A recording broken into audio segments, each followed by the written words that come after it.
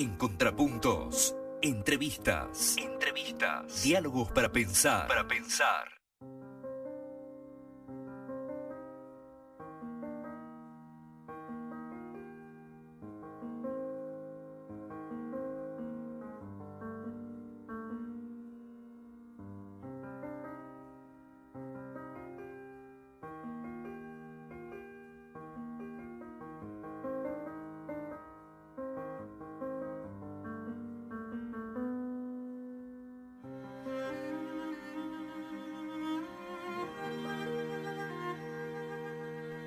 Y en este Contrapuntos número 286, cercano, pasaditos días después del periodismo, el Día del Periodista, ¿no? Vamos a charlar con Ricardo Horvat, ¿no? Un estudioso del periodismo, de los medios de comunicación y del tango. Buenas tardes, Ricardo, ¿cómo te va? Buenas tardes, Andrés.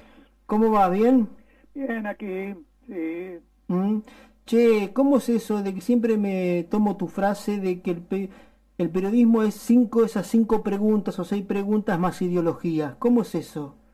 Bueno, porque el periodismo es un oficio. Resulta que ahora algunos chantas que han aparecido tomándose de una denominación del norte desarrollado hablan de comunicación y hablan de profesión. El periodismo es un simple oficio como el de albañil, carpintero, un digno, o debería ser digno. Bueno, últimamente hay un periodismo muy indigno, por supuesto, pero debería ser un oficio como cualquier otro, pero ahora parece que los periodistas se han instalado en la postura de los sabios que bajan línea a partir de los grupos monopólicos, pero siempre fue un oficio en el cual tenía una técnica muy sencilla y que demuestra que cualquiera puede ser periodista si sabe dónde va el sujeto, el verbo y el predicado, es decir, las 5 preguntas clásicas que son qué, quién, cuándo, dónde, por qué. Le podemos agregar el para qué, donde aparece ya por qué se produce tal o cual noticia o cuál es el significado que pueda tener tal noticia. Vos fijate lo que ha ocurrido ahora con el famoso volcán chileno. Para Clarín hay un caos. ¿Qué caos? Es la naturaleza que ha estallado y no es la primera vez que un volcán estalla y que por eso no hay vuelos aéreos, porque no vuelan los aviones, es un caos. ¿Desde cuándo? Y además presentaban todo como una tragedia que venía sobre Buenos Aires, iba a ser inundada de ceniza. Nada de eso pasó, no hubo tal ceniza. Es decir, que la chantada periodística ha llegado a ese grado producto de esta degradación que se viene produciendo fundamentalmente cuando el periodismo se murió en nuestro país. Lo que pasa es que Clarín nunca lo publicó y entonces nadie se enteró. Es decir, en la década del 70, con el asesinato de Rodolfo Walsh, comienza lo que podemos llamar la decadencia del periodismo o la liquidación del periodismo, que se aumenta, por supuesto, con podemos hablar de la traición de Alfonsín o el arrugue de Alfonsín o cómo se cagan las patas de Alfonsín y comienza a ceder frente a los grupos monopólicos, cosa que después se comprueba con la rata de Anillaco, que lo dice claramente: si yo hubiera dicho lo que iba a hacer, nadie me votaba. Y bueno, y le dio a los grupos monopólicos el control de la radio, la televisión, vendió el espacio que es patrimonio de la humanidad, vendió el espacio aéreo argentino, que por suerte este gobierno recuperó. Es decir, todo ese tipo de barbaridades hicieron que aparecieran estos grupos monopólicos, fundamentalmente Clarín, pero por supuesto que hay otros que se verifican en distintas partes del país, el Grupo Vila, Manzano, etcétera, etcétera, pero que han hecho del periodismo ellos se quejan del periodismo militante, han hecho la militancia por sus negocios, sus negocios fabulosos, que es el control de la radio, la televisión, los medios gráficos, el espacio aéreo, internet, las telefónicas, etcétera, etcétera. Si podríamos hacer un análisis que por radio se hace demasiado prolongado y que corresponde a un ensayo para un libro, cosa que yo ya hice en Revolución y Periodismo y que hoy en día podría ampliar a partir de todo lo que ha ocurrido. Precisamente, entonces, sí, me Ricardo. parece que la cosa pasa por ese parámetro que te estoy señalando, ¿no? Precisamente en Revolución y Periodismo, vos, entre otros, rescatás algo que yo tomaba en la editorial de hoy, que es José Martí, poeta y periodista que, bueno, empuñó la letra como un instrumento de transformación. Pero claro, pero además el periodismo, en nuestro país, nació militante, como nació militante a partir de la Gran Revolución Francesa.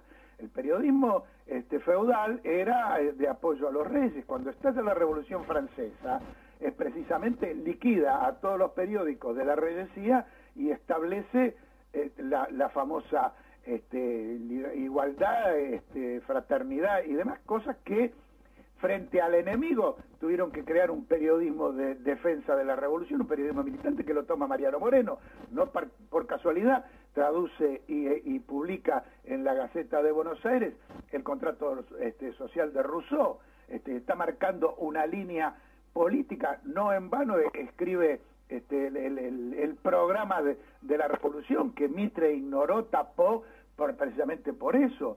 Si el periodismo en la Argentina nace militante, lo que pasa que el desarrollo industrial del siglo XX produce un nuevo fenómeno, que es la aparición de la empresa periodística como un negocio comercial, sostenido por la publicidad, no solamente por la venta, sino fundamentalmente por la publicidad.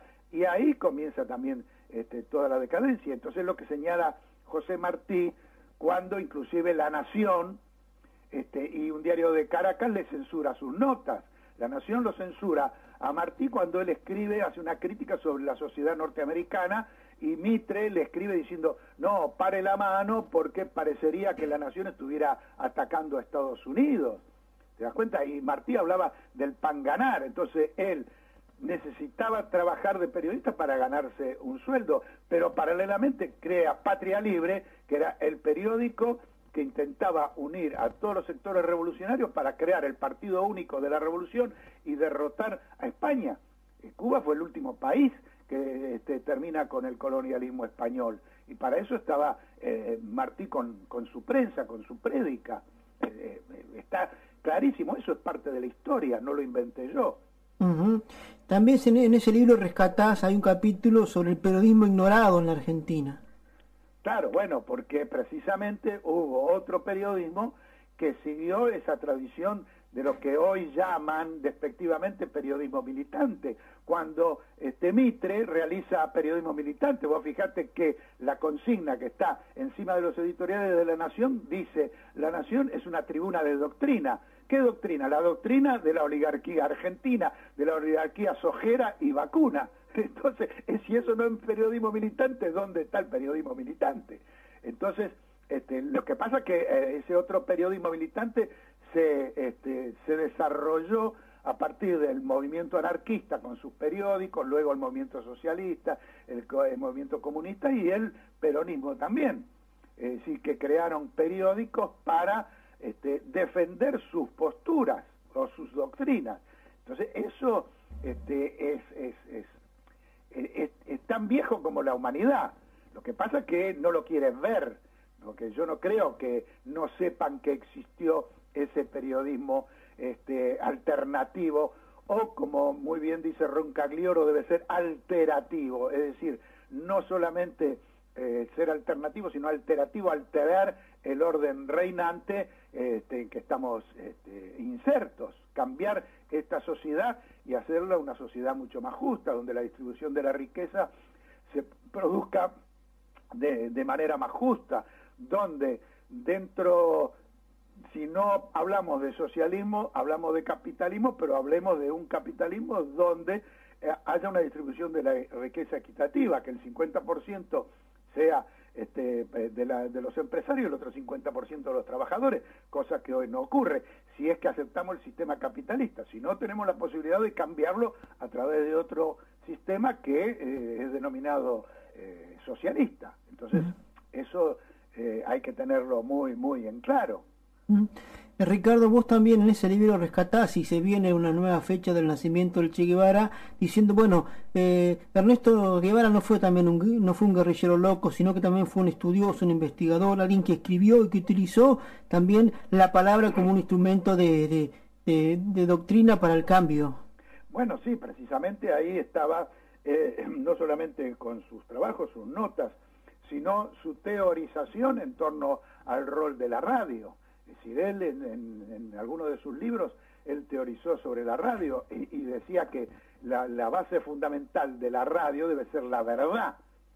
Y por otra parte también escribió artículos periodísticos de todo tipo, de debate interno dentro de la propia revolución cubana, y es el impulsor fundamental de la agencia Prensa Latina. Es decir, se dio cuenta en ese momento que era necesario, antes de que las Naciones Unidas hablara de la necesidad de un nuevo orden internacional de la información y la comunicación, que esto fue en la década del 70, ya en los 60, en los comienzos de la revolución, Guevara planteaba la necesidad de que hubiera una agencia informativa que equilibrara todas las informaciones que llegaban del norte desarrollado y que planteaban exclusivamente su línea, cosa que hoy en día también a partir del nuevo orden, por ejemplo, realiza Al Jazeera en la zona árabe, o aquí en nuestro continente, el mejor canal de televisión que existe en nuestro continente, que se llama Telesur, en el único donde podés encontrar no solamente excelentes documentales y reportajes a fondo, sino programas periodísticos noticiosos, donde vos te informás de todo lo que pasa en todo el mundo, y no solamente la manipulación que uno ve, observa en los noticieros de la televisión en nuestro país, que se ha transformado directamente en basura. Ricardo, ¿te llamaron estos días por el Día del Periodista? No, yo no existo como periodista. Te agradezco que me permita vos expresarme, ¿no? Por ahí han aparecido inclusive una serie de periodistas que considero que son honestos, correctos, y que han creado, digamos, una corriente alternativa a las desgracias que nos ocurre, donde nuestro sindicato, la UDVA, es un desastre, y donde aparecen ciertas otras corrientes que hablan de libertad de prensa, cuando sabemos que de empresa.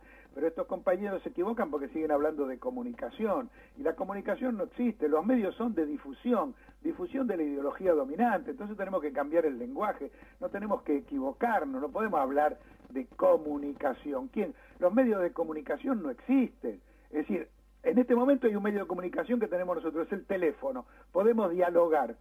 Y el otro medio de comunicación que apareció ahora es Internet, porque vos tenés la posibilidad de comunicarte con todo el mundo a través de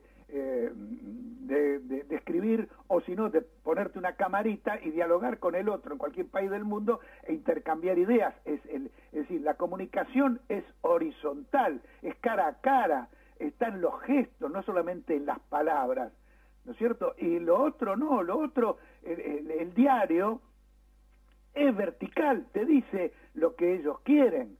Lo mismo pasa con la radio y con la televisión, peor. ¿Te das cuenta? Entonces no hay. El que tiene el poder del micrófono es el que habla, el que baja línea. Y termina convenciendo, qué sé yo, por ejemplo, a las viejas boludas que ven a Mirta Legrand y hablan como si fueran Mirta Legrand. Eso uno lo puede ver a diario acá en la capital. Lo podés escuchar a diario. Un gran periodista, Gedalio Tarazó, un gran amigo, desgraciadamente fallecido, decía hace unos años atrás, llegó la hora de poner un taxi a las opiniones, así, más de un boludo deja, porque va a tener que pagar, va a dejar de opinar.